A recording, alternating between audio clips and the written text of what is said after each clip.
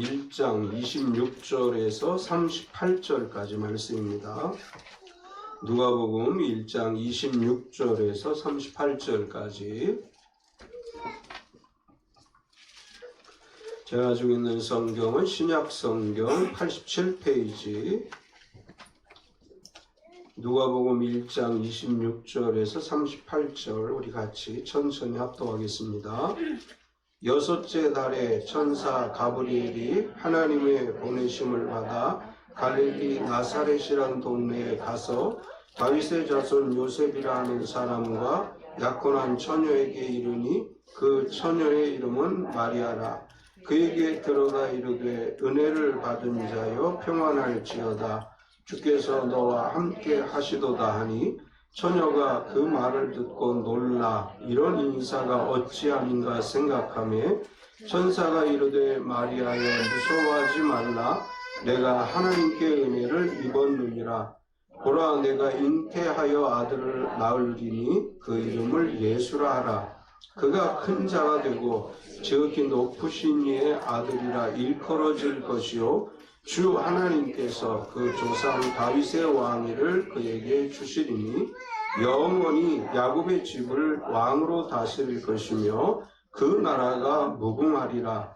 마리아가 천사에게 말하되 나는 남자를 알지 못하니 어찌 이 일이 있으리이까. 천사가 대답하여 이르되 성령이 내게 임하시고 지극히 높으신 이의 능력이 너를 덮으시리니 이러므로 나실 바 거룩한 이는 하나님의 아들이라 일컬어지리라.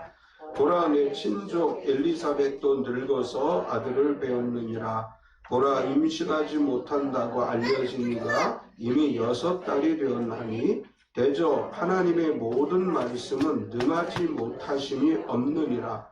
마리아가 이르되 주의 여정연이 말씀대로 내게 이루어지이다 하매 천사가 떠나가니라. 아멘. 우리 찬송가 115장 찬송하시고 말씀 나누겠습니다.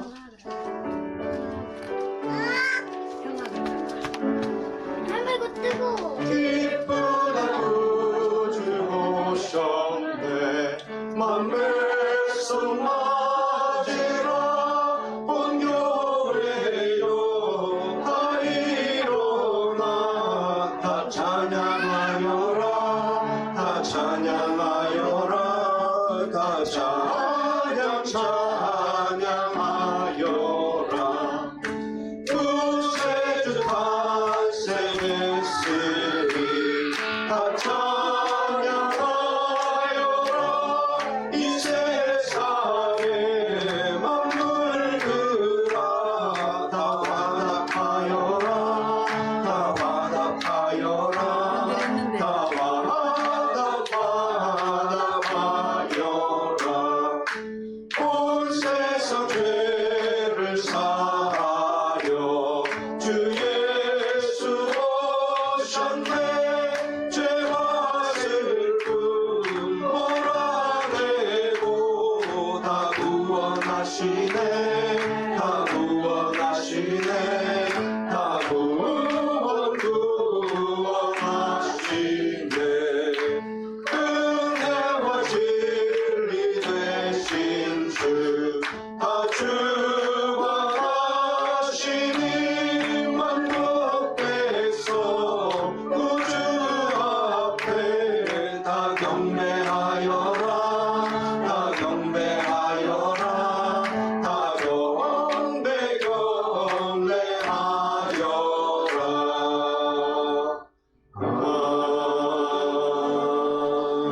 아멘.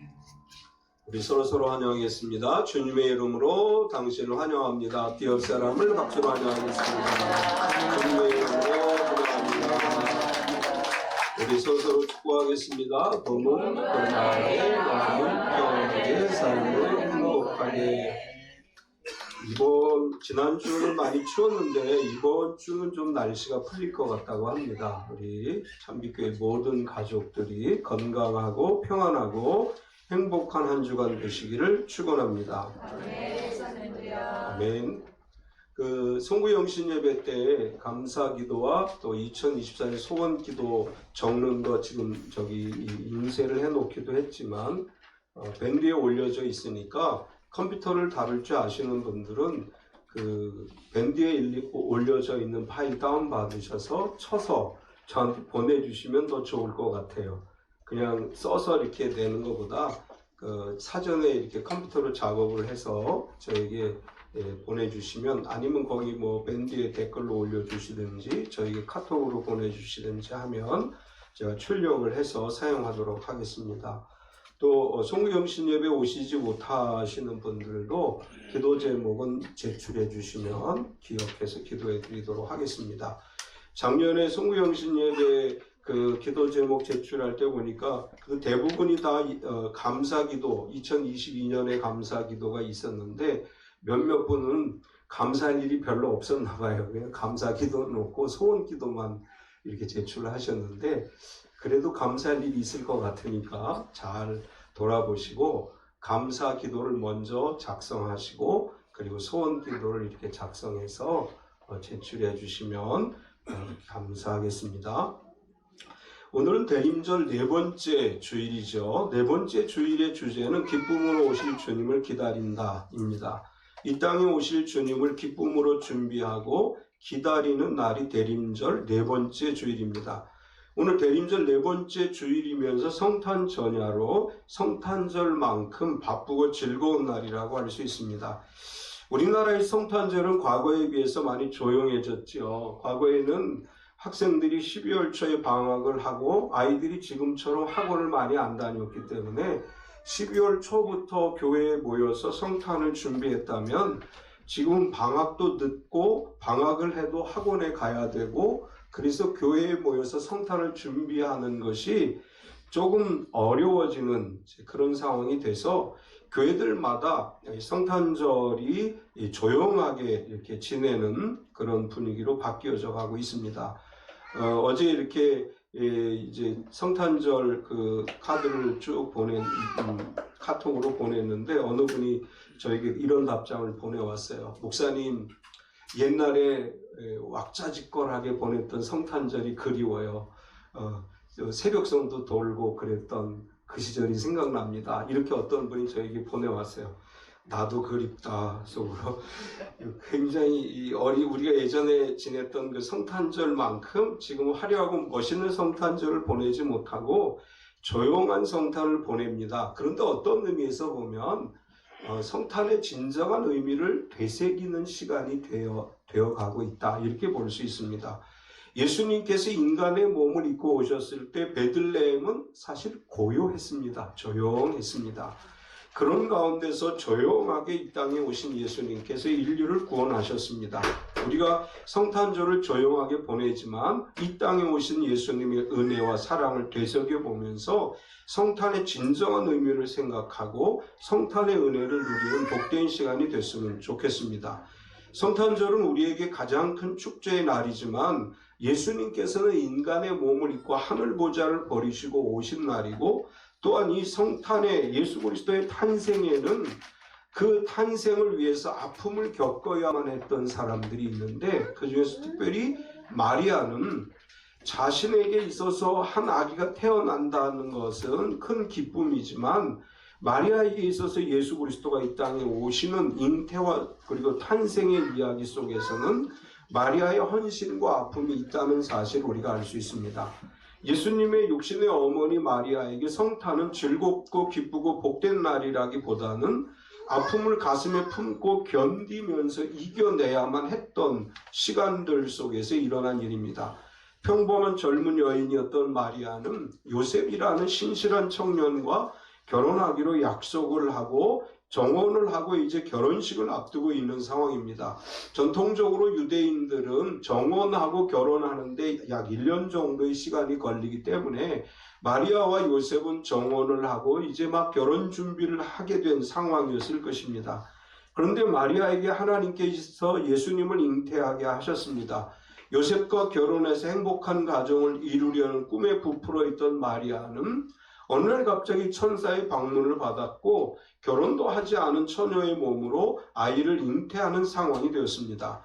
유대인 사회에서 결혼하지 않는 여인이 아이를 임신한다는 것은 돌에 맞아 죽을 일입니다. 마리아는 하나님의 선택하심에 따라서 예수님을 잉태하게 되었고 그것이 마리아에게는 결코 쉽게 받아들일 수 없는 일이었지만 천사의 방문을 받고 천사의 이야기를 듣고 마리아는 이렇게 고백을 합니다. 주의 여정이 오니 말씀대로 내게 이루어지이다.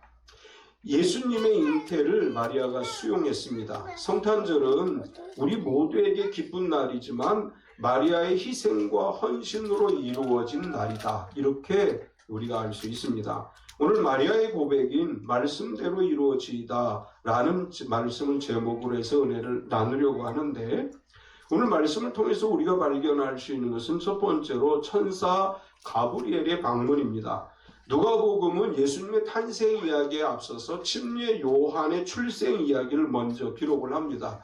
침례 요한은 예수님보다 6개월 전에 엘리사벳의 몸에 잉태하게 됐고 그리고 6개월 먼저 세상에 태어나서 예수님의 길을 준비했습니다. 하나님은 아이를 낳지 못하던 사가랴와 엘리사벳 부부에게 가브리엘 천사를 보내서 아이가 잉태할 것을 예언해 주었고 그리고 그 천사가 마리아에게 와서 예수님의 잉태를 이야기했습니다. 이것은 마태, 마가, 누가, 요한복음에서 공이 침례 요한이 예수님의 길을 준비하는 사람이라고 소개하고 있는데 그의 잉태한 사건조차도 예수님의 길을 준비한 사건이라고 그렇게 우리가 해석할 수 있습니다. 천사 가브리엘이 제사장 사가랴를 방문해서 너의 아내가 아이를 임신하게 될 것이고 아이가 태어나면 요한이라고 이름을 지어주라 이렇게 이야기합니다. 사가랴는 가브리엘 천사에게 이렇게 대답을 하죠. 우리가 늙었습니다. 그리고 아이를 낳을 수 있는 생리적, 신체적 그런 기능이 상실됐습니다. 이렇게 가브리엘 천사에게 이야기하니까 가브리엘 천사가 사가랴에게 이렇게 얘기합니다. 나는 하나님 앞에 서 있는 가브리엘이라 이 좋은 소식을 전하여 내게 말하라고 보내심을 받았노라. 이렇게 이야기하고 때가 되면 내 말이 이루어질 것이라고 천사가 이야기해 줍니다. 그리고 나서 천사 가브리엘이 이렇게 사가랴를 찾아오고 나서 사가랴가 아이를 낳게 되죠. 그리고 6개월 뒤에 가브리엘 천사는 마리아를 찾아옵니다. 그가 마리아에게 찾아와서 하나님의 말씀을 전했는데 가브리엘이 마리아에게 전해준 이야기는 너에게 하나님의 아들이 잉태하게 될 것이라고 하는 소식이었습니다. 천사 가브리엘이 마리아를 찾아와서 한 이야기들을 보면 먼저 이렇게 이야기하죠. 은혜를 받은 자여 평안할지어다. 26절에서 28절까지를 보면 여섯째 달에 천사 가브리엘이 하나님의 보내심을 받아 갈릴리 나사렛 동네에 가서 다윗의 자손 요셉이라 하는 사람과 약혼한 처녀에게 이르니 그 처녀의 이름은 마리아라. 그에게 들어가 이르되 은혜를 받은 자여 평안할지어다. 주께서 너와 함께 하시도다 하니 가브리엘 천사가 사가랴를 방문하고 나서 6개월 뒤에 마리아를 찾아와서 이렇게 이야기합니다. 은혜를 받은 자여 평안할지어다. 여기서 은혜를 받은 자라고 하는 말은 은혜를 받은 상태가 지속되고 있다 그런 뜻입니다. 하나님께서 마리아에게 은혜를 주시는데 한 번 은혜를 주시는 것이 아니고 그 은혜가 마리아의 삶에 지속적으로 이루어지고 있다. 우리가 성령 충만을 받고 은혜를 받으면 그 은혜가 지속되는 신앙이 되어야 되죠. 그냥 은혜 받은 것으로 끝나는 것이 아니라 은혜를 받은 자라고 하는 표현은 은혜를 받은 상태가 계속되는 것이다. 이런 의미이고 이제 이 구절에 관해서 많은 주석가들은 이렇게 얘기합니다. 전통적으로 유대인들에게 있어서 은혜를 받은 자라고 하는 이 인사말은 아이를 임신하게 되는 상황을 말하는 것으로 해석을 합니다. 마리아는 아직 결혼하지 않은 상황인데 갑자기 천사가 찾아와서 말을 해요. 은혜를 받은 자요. 이 말에 대해서 마리아가 당황스럽고 놀랄 수밖에 없었습니다. 가브리엘 천사는 마리아가 갑자기 와서 자신이 이런 이야기를 할 때 마리아가 두려워할 것을 알았기 때문에 은혜를 받은 자여 평안할지어다 이렇게 인사말을 했습니다. 여기 마리아가 느낄 두려움과 염려에 대해서 천사가 알았기 때문에 먼저 이 마리아의 마음속에 하나님이 주시는 평안이 임하기를 선포한 것입니다. 우리가 2024년을 시작함에 있어서 제일 중요한 것이 있다면 평안을 누리는 것이다, 이렇게 말할 수 있죠. 한 해를 시작할 때 우리 이제 나이를 먹으면 올해는 얼마나 좋은 일이 있을까, 이런 기대보다는 올해는 얼마나 어려울까, 이런 생각들을 많이 하게 돼요, 나이를 먹을수록. 그런데 하나님께서 마리아에게 평안을 주신 것처럼 우리 참미교회 모든 성도들에게 평안을 주실 줄 믿습니다. 2024년 평안으로 시작합시다. 두려움과 걱정과 염려가 아니라 하나님의 은혜가 우리 가운데 임함으로 하나님이 주시는 평안이 있음을 믿고 살아가는 날이 되시기 바랍니다.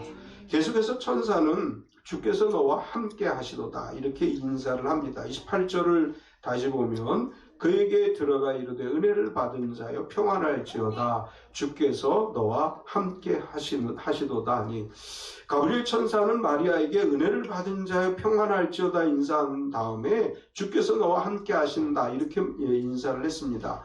마리아는 갑작스러운 천사의 방문 자체만 해도 두려운데 천사가 하는 말을 듣고 의아해하면서 두려워했습니다.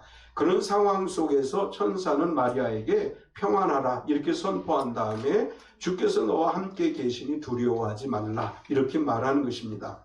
저는 생각도 못한 상황에서 천사가 찾아왔기에 놀랄 수밖에 없었고, 천사의 이야기를 들었을 때 또한 두려울 수밖에 없었는데, 천사는 이야기하는 것이죠. 주께서 너와 함께 하시도다. 이제 이 구절은 우리가 무엇과 연결할 수 있느냐 하면, 마리아의 잉태 사실을 요셉에게 이야기하면서 마리아 데려오기를 두려워하지 말라고 이야기했던 천사의 방문 이야기와 연결성이 있습니다. 천사는 요셉에게 이야기할 때 마태복음 1장 23절에 보면 이렇게 이야기를 해요. 보라, 처녀가 잉태하여 아들을 낳을 것이요 그의 이름은 임마누엘이라 하리라 하셨으니 이를 번역한즉 하나님이 우리와 함께 계시다 함이라. 천사는 요셉에게도 이야기합니다. 처녀가 잉태하여 아들을 낳을 것인데 임마누엘이라 하리라. 임마누엘은 하나님이 우리와 함께 하시다라고 하는 뜻입니다. 마리아에게도 같은 이야기를 한 거예요. 마리아여 평안하라, 하나님이 너에게 임마누엘이시다. 예수 그리스도가 그의 몸속에 잉태하게 되지만 그 예수 그리스도의 잉태는 마리아에게 임마누엘이고, 그 아기가 세상에 태어남으로 모든 인류가 임마누엘의 은혜를 누리게 된다라는 것을 이야기하는 것입니다. 우리 예수님께서 오신 성탄절에 임마누엘의 은혜를 누리시기 바랍니다. 주님이 우리와 함께 하십니다. 2024년 1월 1일에서 12월 31일까지 임마누엘의 은혜가 임할 줄로 믿습니다. 가브리엘은 계속해서 내가 하나님께 은혜를 입었다, 다시 그렇게 강조를 합니다. 29절에 30절을 보면 처녀가 그 말을 듣고 놀라 이런 인사가 어찌함인가 생각하며 천사가 이르되 마리아여 무서워하지 말라, 내가 하나님께 은혜를 입었느니라. 마리아는 가브리엘 천사의 이야기를 듣고 이제 놀랬죠. 어떻게 나에게 이렇게 말할 수 있지? 그리고 두려움을 느꼈습니다. 그런 두려움을 느끼는 마리아에게 내가 하나님께 은혜를 입었다, 이렇게 말하면서 무서워하지 말라, 이렇게 말합니다. 은혜를 입었다는 이 헬라어의 의미는 발견하다라는 뜻이 있어요. 그러니까 우리가 하나님께 은혜를 입었다라고 이야기할 때 그것은 하나님의 은혜를 내가 발견해서 누리다라는 뜻이 있습니다. 우리는 은혜를 발견하는 사람들이 돼야 돼요. 하나님께서 우리에게 은혜를 주실 때 그 은혜를 내가 만나야 돼요. 발견하고 찾아서 내 것으로 만들어 가야 되는데, 여기 은혜를 입었다고 하는 말은 바로 그런 의미가 있습니다. 마리아여, 하나님이 너에게 베푸신 은혜를 내가 발견하고, 그리고 하나님께서 너와 함께 하실 것이다. 그러니 무서워하거나 두려워하지 말라, 이렇게 말씀한 것입니다. 하나님의 은혜가 우리에게 임할 때 항상 모든 일이 형통하고 복된 것은 아닙니다. 마리아가 잉태된 것이 마리아에게 예수님이 잉태한 것이 하나님의 은혜라고 말하지만 당장에는 두려움이 임할 수밖에 없죠. 마리아에게 있어서는 아이를 갖는다고 하는 것이 얼마나 큰 두려움입니까? 그런데 그것이 시간이 지나고 보면 결과적으로 은혜라는 것을 말씀하는 것입니다. 우리가 신앙생활을 하다 보면 때로는 힘들고 어려운 상황도 직면할 수 있고 또 갑자기 우리가 생각하지 못한 어려운 일도 있지만 우리가 겪는 모든 어려움이 은혜가 될 줄 믿습니다. 우리는 하나님이 주시는 은혜를 누리는 사람들인 줄 믿습니다. 두 번째로 천사는 마리아에게 잉태하여 아들을 낳을 것이라 이렇게 말하고 있습니다. 가브리엘 천사가 마리아에게 먼저 은혜를 받은 자의 평안할지어다 주께서 너와 함께 하시도다 두려워하지 말라 하나님께 은혜를 받은 자여 이렇게 이야기한 다음에 31절에 보면 보라 내가 잉태하여 아들을 낳으리니 그 이름을 예수라 하라. 마리아는 충격적인 이야기를 듣게 됩니다. 은혜를 받은 자여라는 이야기를 들을 때부터 이제 그것이 아이를 갖는 것과 연결되어졌다는 사실을 이해하고 있었던 마리아는 직설적으로 천사가 내가 잉태하여 아들을 낳을 것이라고 말하자 그것에 대해서 분명히 충격을 받았을 것입니다. 이제 가브리엘 천사는 마리아가 받을 충격을 이해하기 때문에 마리아에게 뭐라고 얘기하느냐 하면 내 몸에서 태어나실 예수님은 지극히 높으신 이의 아들이라 이렇게 이제 설명을 합니다. 32절에 보면 그가 큰 자가 되고 지극히 높으신 이의 아들이라 일컬어질 것이요 주 하나님께서 그 조상 다윗의 왕위를 그에게 주시리니 가브리엘은 당신의 몸에 태어날 아기는 지극히 큰 자가 될 것입니다. 이렇게 이야기했어요. 근데 지극히 큰 자가 된다고 하는 말은 우리 대부분의 쉬운 성경, 번역본 성경에서는 위대하신 분이라고 번역을 했습니다. 마리아에게 이렇게 얘기하는 거예요. 당신의 몸에서 태어나실 분은 위대하신 분이십니다. 그분은 온 인류를 구원하시고 온 인류를 다스릴 만왕의 왕이시기에 그분은 위대하신 분이십니다. 이렇게 천사가 이야기했고 지극히 높으신 이의 아들이라고 일컬어지게 될 것이다. 이 말은 결국은 하나님의 아들이라고 불리워질 것이다 라고 하는 뜻으로서 35절에 천사가 대답하여 이르되 성령이 내게 임하시고 지극히 높으신 이의 능력이 너를 덮으시리니 그 이러므로 나실 바 거룩한 이는 하나님의 아들이라 일컬어지리라. 지극히 높으신 자의 아들이라고 이야기했는데 이제 35절에서는 지극히 높으신 그분은 누구냐 하면 거룩한 하나님이시다. 이렇게 이야기하면서 너의 몸에 잉태하고 태어날 예수님은 지극히 높으신 거룩하신 하나님의 아들이다. 이렇게 증언해 줍니다. 하나님의 아들이신 예수님은 그리고 왕으로 오셔서 영원히 다스릴 것이라 이렇게 천사가 증거합니다. 32절에 33절까지를 보면 그가 큰 자가 되고 지극히 높으신 이의 아들이라 일컬어질 것이요 주 하나님께서 그 조상 다윗의 왕위를 그에게 주시리니 영원히 야곱의 집을 왕으로 다스릴 것이며 그 나라가 무궁하리라.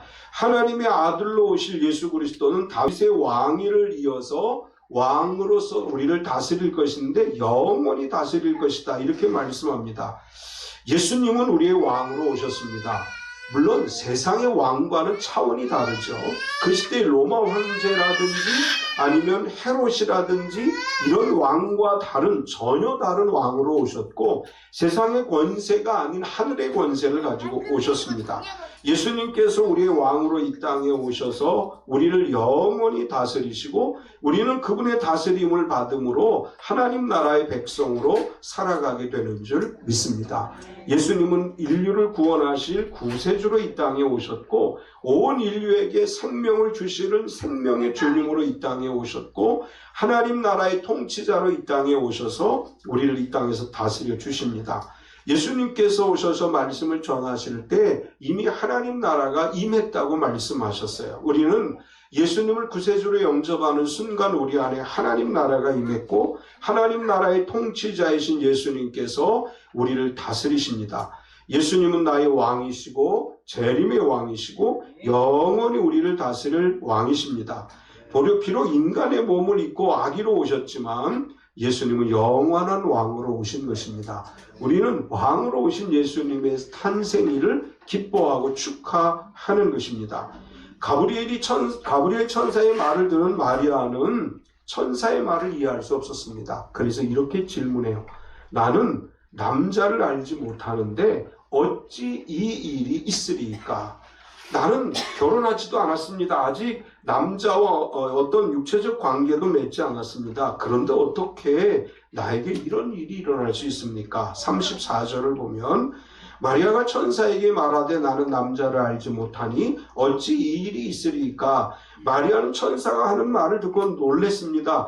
이제 결혼할 정년기의 여인이기 때문에 어떻게 해야 아기가 태어나는지를 잘 알고 있어요. 그래서 천사의 이야기를 들었을 때 내가 아이를 가질 수 있는 그 어떤 일도 없었는데 어떻게 내가 아이를 가질 수 있습니까? 인간의 상식으로는 이해할 수 없습니다. 마리아는 그렇게 이야기하는 것입니다. 우리가 신앙생활하다 보면 인간의 상식으로 이해할 수 없는 일을 하시는 하나님의 놀라운 일들을 경험하게 됩니다. 우리가 믿는 하나님은 인간의 이성의 한계에 갇혀 계시는 분이 아니고 사람의 능력의 한계에 갇혀 계시는 분이 아니에요. 하나님께서는 우리가 할 수 없는 일들을 하시는 분이시고 우리가 상상하지 못했던 놀라운 일들을 이루시는 분이십니다. 이제 천사는 마리아의 이야기를 듣고 어떻게 그것이 가능한지를 설명하지요. 그랬더니 마리아가 세 번째로 이렇게 이야기해요. 말씀대로 내게 이루어지이다.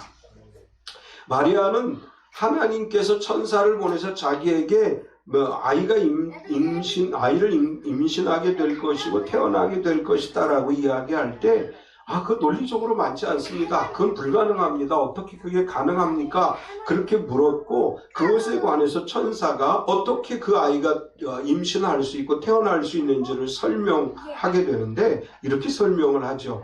성령이 내게 임하시고 지극히 높으신 이의 능력이 너를 덮을 것이라. 35절을 다시 보면 천사가 대답하여 이르되 성령이 내게 임하시고 지극히 높으신 이의 능력이 너를 덮으시리니 이러므로 나실 바 거룩한 이는 하나님의 아들이라 일컬어지리라. 마리아가 어떻게 그게 가능합니까? 라고 물었을 때 천사는 하나님의 성령이 내게 임하시고 지극히 높으신 이의 능력이 너를 덮으면 가능하다. 이렇게 선포했습니다. 천사가 한 말은 인간적으로 불가능한 것이 맞지만 하나님의 성령이 임하시고 하나님의 권능이 임하시게 되면 불가능이 가능한 현실로 나타나게 된다. 이렇게 말씀하신 것입니다. 하나님은 전지전능하시기 때문에 인간적으로 불가능해 보이는 일도 능히 하시는 분이십니다. 하나님은 아무것도 없는 곳에서 천지를 창조하셨어요. 하나님은 물이 변하여 포도주가 되게 하시는 분이고 죽은 자를 살리시는 분이십니다. 하나님의 전능하신 능력이 우리 가운데 임하게 될 때 우리 속에도 능치 못함이 없는 줄로 믿습니다. 우리에게 힘들고 어려운 일이 참 많아요. 불가능해 보이는 여러 가지 일들이 우리에게 있습니다. 그러나 하나님의 성령이 우리에게 임하시고 하나님의 능력이 우리 가운데 임하게 될 때 하나님의 그 전능하신 능력이 우리를 덮어주실 때 불가능이 가능한 현실로 바뀌어지는 역사가 일어날 줄 믿습니다. 천사는 하나님의 능력이 임하면 불가능한 일이 없다는 것을 설명하기 위해서 엘리사벳도 늙어서 아들을 배었느니라 이렇게 설명을 해요. 36절을 보면 보라 내 친족 엘리사벳도 늙어서 아들을 배었느니라 보라 임신하지 못한다고 알려진 이가 이미 6달이 되었나니 마리아와 엘리사벳을 친척관계라고 설명을 했습니다. 근데 사실은 마리아와 엘리사벳이 어떤 친척관계인지 아무도 몰라요. 성경은 그 부분에 대해서 자세하게 설명하지 않았습니다. 그러나 분명한 것은 마리아가 사가랴와 엘리사벳 부부를 알고 있었다고 하는 거예요. 어떤 관계, 어떤 친척 관계이든지 간에 친척이기 때문에 그 부부가 어떤 삶을 살았는지를 알고 있고 제사장이지만 나이가 많아서 늙을 때까지 아이가 없었다는 사실을 마리아가 알고 있었습니다. 그래서 마리아가 엘리사벳이 임신한다는 것은 인간적으로 불가능한 일을 가능하게 하는 하나님의 능력이기 때문에 천사는 마리아에게 이야기하는 거예요. 하나님의 능력이 너를 덮으면 너에게 분명히 그런 일이 일어날 수 있는데 내 친척 엘리사벳이 늙어서까지 아이를 낳지 못했는데 하나님의 능력으로 엘리사벳이 아이를 임신하게 됐고 벌써 6달이나 됐다. 이렇게 설명을 합니다. 마리아가 내가 어떻게 아이를 가질 수 있습니까? 라고 물어볼 때 하나님의 능력이 너를 덮으면 엘리사벳이 하나님의 능력으로 임신한 것처럼 너도 하나님의 능력으로 내 안에 예수 그리스도가 잉태하게 될 것이다. 이렇게 말씀하고 있습니다. 천사는 계속해서 하나님의 말씀은 능하지 못하심이 없다. 이렇게 선포하고 마리아는 그 천사의 말을 인정하면서 당신이 나에게 한 말대로 하나님께서 하시고자 하는 대로 말씀대로 내게 이루어지이다. 이렇게 신앙 고백을 합니다. 37절과 38절을 보면 같이 한번 읽겠습니다. 대저 하나님의 모든 말씀은 능하지 못하심이 없느니라. 마리아가 이르되 주의 여종이오니 말씀대로 내게 이루어지이다 하매 천사가 떠나가니라. 아멘. 마리아의 고백은 자신이 죽을 수도 있다는 것을 알면서도 하나님의 뜻대로 이루어지기를 원한다고 고백한 것입니다. 마태복음 1장에서 마리아가 임신한 사실을 알게 되었을 때 정언자인 요셉은 마리아와의 관계를 조용히 끊고자 했다. 이렇게 설명해요. 요셉은 의로운 자라 조용히 관계를 정리하려고 했다. 만약에 요셉이 조금 마음이 악한 사람이라면 당시 유대인 사회에서 있었던 대로 유대인 전통대로 마리아를 동네 사람들 앞에 끌어내서 이 여자가 나와 결혼하지도 않았는데 아이를 가졌습니다. 이 부정한 여인입니다. 라고 이야기하면 돌로 쳐서 죽일 수 있는 상황이에요.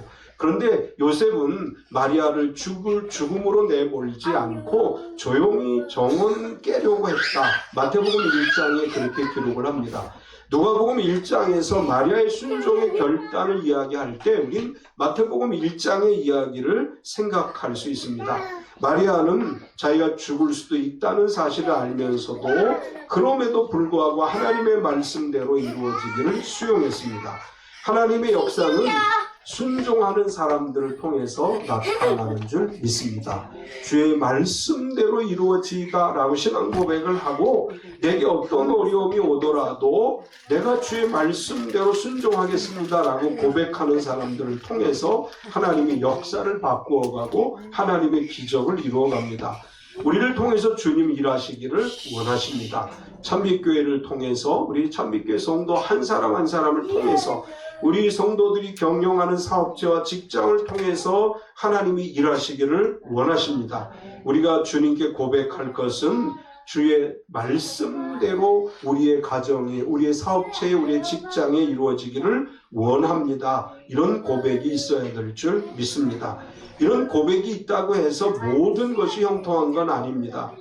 그 과정 속에는 고난과 시련의 과정이 분명히 있습니다. 그럼에도 불구하고 하나님 말씀대로 이루어짐을 믿고 고백하게 될 때 우리 속에 하나님의 놀라운 기적이 반드시 일어날 줄 믿습니다. 2023년 성탄의 계절에 주의 말씀대로 내게 이루어지이다 라고 고백하고 그 믿음 안에서 전능하신 하나님의 능력이 임하게 되고 하나님의 말씀에는 능히 하지 못할 일이 없으심을 믿고 그 말씀을 의지하며 임마누엘로 오신 주님을 의지함으로 하나님의 은혜가 넘쳐나는 복된 찬미교회 모든 성도의 삶이 되시기를 축원합니다. 하나님 감사합니다. 오늘도 우리가 하나님 앞에 나와 예배하며 말씀을 듣게 하심을 감사합니다. 예수님이 이 땅에 오신 것은 마리아라고 하는 한 여인의 헌신과 죽을지도 모른다는 두려움 속에서도 하나님 말씀대로 이루어지기를 고백했을 때 예수님이 인간의 몸을 입고 이 땅에 오셨습니다. 우리가 신앙생활함에 있어 때로는 힘들고 어려운 과정이 있을 수 있지만 그러나 그 모든 어려운 일들이 하나님 은혜가 되고 하나님이 주시는 복이 될 줄로 믿습니다.